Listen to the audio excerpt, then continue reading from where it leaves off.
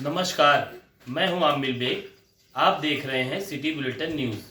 पेश हैं आज के प्रमुख समाचार। समाजवादी पार्टी के प्रदेश प्रवक्ता व पूर्व राज्य मंत्री तेज नारायण पांडे पवन ने आज प्रदेश की भाजपा सरकार को आड़े हाथों लेते हुए कहा कि जिले के अधिकारी योगी सरकार के एजेंट के रूप में काम कर रहे हैं। उन्होंने कहा कि भाजपा का चाल चरित्र और चेहरा सामने आ रहा है।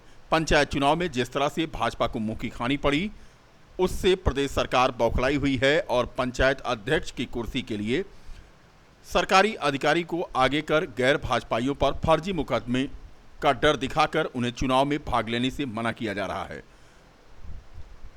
जिसका ताजा उदाहरण गोरखपुर की घटना है। इसी तरह उन्होंने अयोध्या में बन रहे श्री राम एयरपोर्ट के लिए सरकार के द्वारा धर्मपुर, शहादत, गंजा व कुटिया के किसानों की जमीन का उचित मुआवजा न मिलने को लेकर जब किसानों ने न्यायालय का सहारा लिया तो प्रशासन किसानों के परिजनों पर फर्जी मुकदमा लादकर जमीन लिखाने का दबाव बना रहा है। ऐसा न करने पर धर्मपुर के 2 लोगों पर मुकदमा भी दर्ज कर दिया गया है। यही नहीं, इसी गांव के एक युवक को जो सरकारी सेवा में था उसे बर्खास्त कर दिया गया है। पार्टी की सरकार में लगातार किसानों का उत्पीड़न किया जा रहा है। अयोध्या, फैजाबाद में एयरपोर्ट के नाम पर हमारे धर्मपुर, कुटिया, गंजा गांव के किसानों का उत्पीड़न किया जा रहा है, उन पर मुकदमे लगाए जा रहे हैं। एक तो सरकार किसानों को जमीन का सही मुआवजा नहीं दे रही है।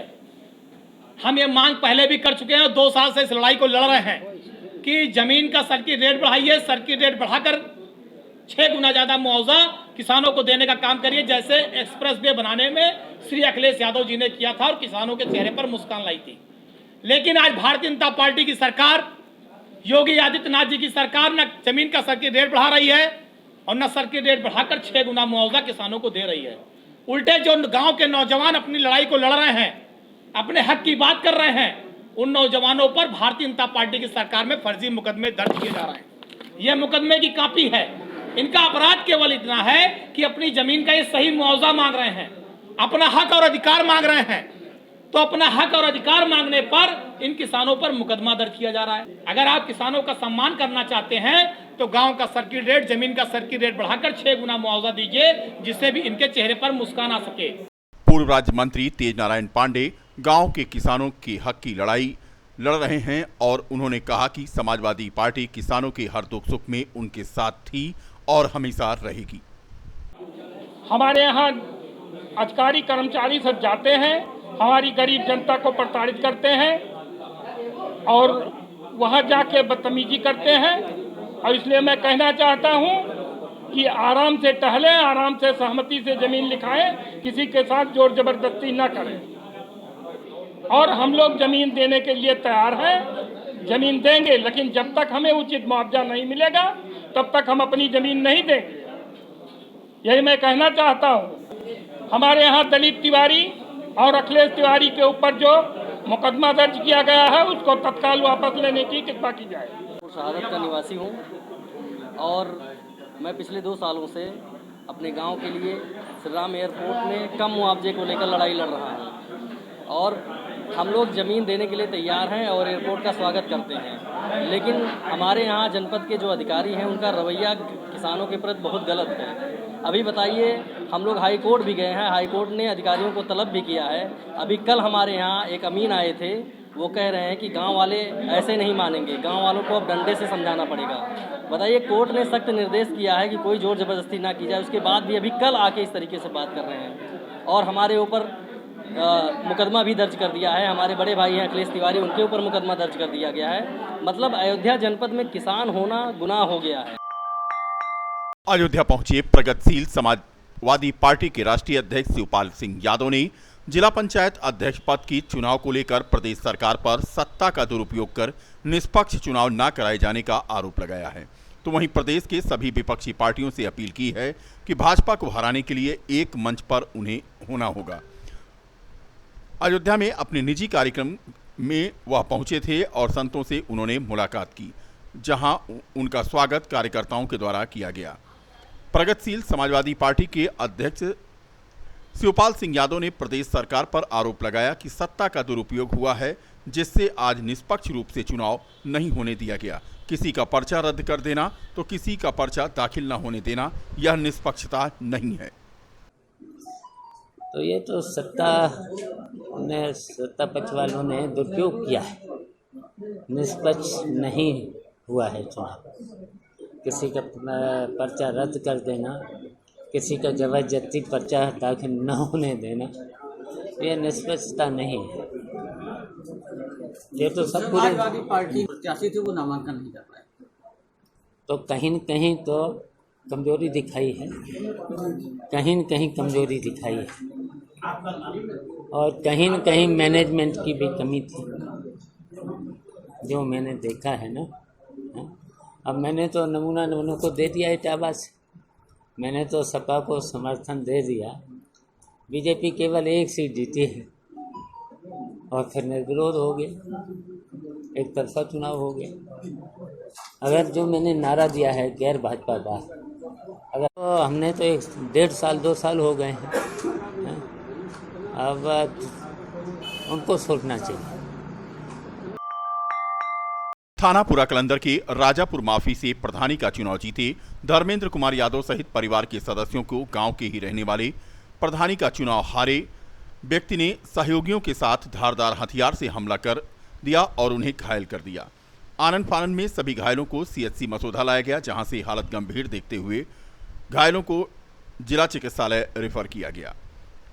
घायलों में 7 लोगों को यहां लाया गया है, जिनमें से 3 महिला 4 पुरुष शामिल हैं, जिनमें से 3 की हालत गंभीर है। वहीं पूरा कलंदर थाने की पुलिस ने घटनास्थल से खुरपा, कुल्हाड़ी, हंसिया आदि बरामद किया है। पीड़ितों का कहना है कि वो आरोपियों के खिलाफ कड़ी से कड़ी कार्रवाई चाहते हैं।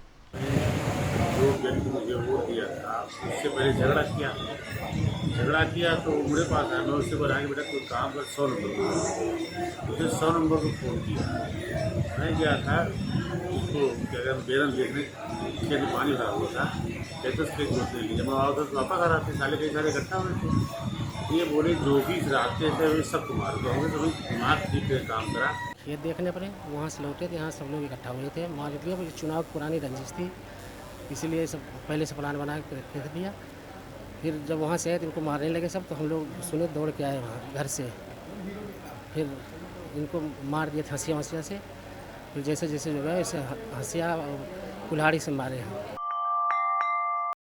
अयोध्या स्थित तपस्वी छावनी के संत परमहंस दास भारत को हिंदू राष्ट्र घोषित करने की लगातार मांग कर रहे हैं।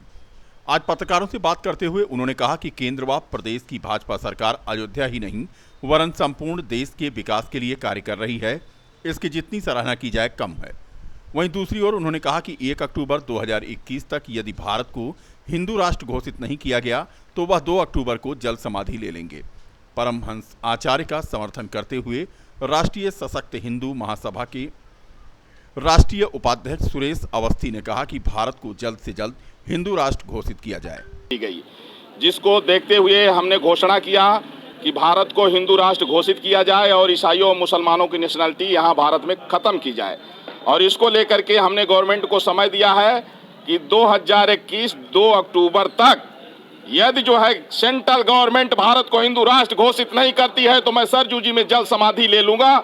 और उसके लिए राष्ट्रीय सशक्त हिंदू महासंघ के राष्ट्रीय उपाध्यक्ष सुरेश अवस्थी जी ने एक बड़ा मेरा समर्थन करते हुए ऐलान किया है कि अगर जो है सरकार हमारी बात नहीं सुनती है तो 1 लाख इनके कार्यकर्ता हमारे समर्थन में जो है जल समाधि लेंगे। जो शेष मुद्दे हमारे बाकी हैं उसमें राष्ट्र धर्म के मुद्दे हैं और हमारे हिंदू राष्ट्र का प्रमुख मुद्दा है। उसमें भारत के अंतर्गत जो उद्वेलन चल रहा है विभिन्न धर्मों के द्वारा हमारे हिंदू धर्म के पक्ष में, तो अब भारत की जो जनता है वो बिल्कुल इस बात पर चाहती है कि हमारे देश में अब हिंदू राष्ट्र हो, क्योंकि अब हमारे लिए कोई विश्व में कोई स्थान नहीं है।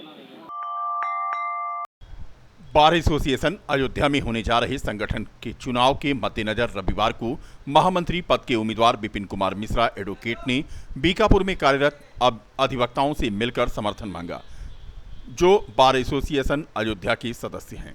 इस दौरान अधिवक्ता अरुण मिश्रा, पवन लाल श्रीवास्तव, महेश कुमार गौड़, निर्मल पांडे सहित करीब आधा दर्जन अधिवक्ताओं ने विपिन मिश्रा के साथ एकजुटता दिखाते हुए शिष्टाचार भेंट की इस दौरान पत्रकारों से बात करते हुए एडवोकेट विपिन मिश्रा ने दावा किया कि अधिवक्ता हित में उनके द्वारा पहले ही काम किया जाता रहा है और आगे भी वह कार्य करेंगे। ये मानना है कि अधिवक्ता हित के लिए जो भी कार्य हो उसके लिए बिल्कुल तत्पर होना चाहिए और मैंने ये योजना बनाई है कि अधिवक्ता हित में जो भी हो सकेगा उनके हित के लिए जितना भी हो हम उनके लिए हमेशा सदैव रात दिन तैयार हैं। जब भी उनको ज़रूरत पड़ेगी तब भी हम जो है उनके लिए हमेशा उपलब्ध रहेंगे और उनकी जहाँ भी ज़रूरत हो हमको फ़ोन करेंगे तो अवश्य उनकी किसी भी व्यवस्था में किसी भी उनके दुख या सुख में ज़रूर पहुँचेंगे। उसके प्रोटेक्शन में कहेंगे कि हम जो है जो जितना भी उनसे संबंधित है उसके लिए हम जो है अगर कोई समस्या आएगी तो उसके लिए बता देंगे। आपूर्ति विभाग बीकापुर के खेल भी अजब गजब हैं। राशन वितरण का कार्य कागजों में भले ही किसी के नाम हो, लेकिन बीकापुर नगर पंचायत में नंदरौली गांव में बेनाम कोटेदार द्वारा गत कई वर्षों से राशन वितरण का कार्य किया जा रहा है। अब जब सभासदों ने इस प्रकार के राशन वितरण के कार्य को गैर असंवैधानिक बताते हुए विरोध दर्ज कराया तो महकमे के जिम्मेदारों की सांसें रुक गईं। नगर पंचायत के सभासद राकेश वर्मा की माने तो नंदरौली गांव का कोटा श्यामलाल दलित के नाम से संचालित किया जा रहा है, मगर यह नाम लोगों के लिए काल्पनिक ही रहा। अभी हाल ही में श्यामलाल की मृत्यु हो जाने के बाद नंदरौली का कोटा नजर मोहम्मद के कोटे में अटैच कर दिया गया, मगर परिस्थितियां जस की तस बनी हुई हैं। एक अनाम व्यक्ति पहले भी कोटे का संचालन करता था और कागजों में भले ही कोटेदार का नाम परिवर्तित हो गया हो, लेकिन संचालन उसी स्थान पर एक स्थानीय दबंग के द्वारा किया जा रहा है। उक्त प्रकरण की शिकायत करने के बाद भी तहसील के जिम्मेदारों द्वारा कोई कार्रवाई नहीं की जा रही है। नगर पंचायत नंदरौली बीकापुर सभासद प्रतिनिधि। हमारे यहाँ सर समस्या ये है कि हमारे यहाँ बहुत दिन से श्यामलाल के थ्रू कोटा चलता है और हमेशा कुछ न कुछ शिकायत रहती है। जनता को भी, समाज को भी हर जगह ये शिकायत रहती है कि वहाँ पे हमेशा राशन कार्ड गलत बनता है, गलत दुरुपयोग होता है। बड़े बड़े लोगों का राशन कार्ड बन जाता है, गरीबों को राशन नहीं मिलता है, वो पीड़ित रहते हैं, परेशान रहते हैं। इसकी शिकायत कई बार की गई, लेकिन कोई सरकारी कुछ दबाव ऐसा पड़ जाता है कि वो लोग इसमें असमर्थ रहते हैं, काम नहीं कर पाते हैं। इधर बीच में फिर श्यामलाल का मृत्यु हो गई श्यामलाल की। उसके बाद भी हम लोग ये चाहते हैं कोटा चाहे जहाँ अटैच हो, उससे हमसे मतलब नहीं है, लेकिन कोटा जिसके नाम अटैच हो वही आकर के बांटे। और अवैध रूप से कोटा पे संचालन होता है, 2-4 लोग उस पे बैठे रहते हैं। मेन कोटेदार कभी आज तक न बैठा, न अब बैठा है, न तब बैठा। मरने के बाद भी वो नहीं बैठता है। दबाव पे राशन कार्ड बांटा जाता है, गरीब आदमी हमेशा पीड़ित रहते हैं। मेरा नाम है, मैं नगर पंचायत बीकापुर का वार्ड मेंबर हूँ, वार्ड नंबर 5। समस्या ये है कि हमारे यहाँ जो कोटा होता है, कोटेदार है, वो कोटा तो किसी के नाम से अलाट है, लेकिन एक दबंग और सर्कस व्यक्ति ही उसका संचालन करता है। और बार बार शिकायत करने पर भी प्रशासन उस पर कोई कार्रवाई नहीं करता है। एक बार हम लोगों की शिकायत पर जब कोटेदार श्यामलाल जिंदा थे, उस समय तहसीलदार साहब हम लोग शिकायत पे आए थे।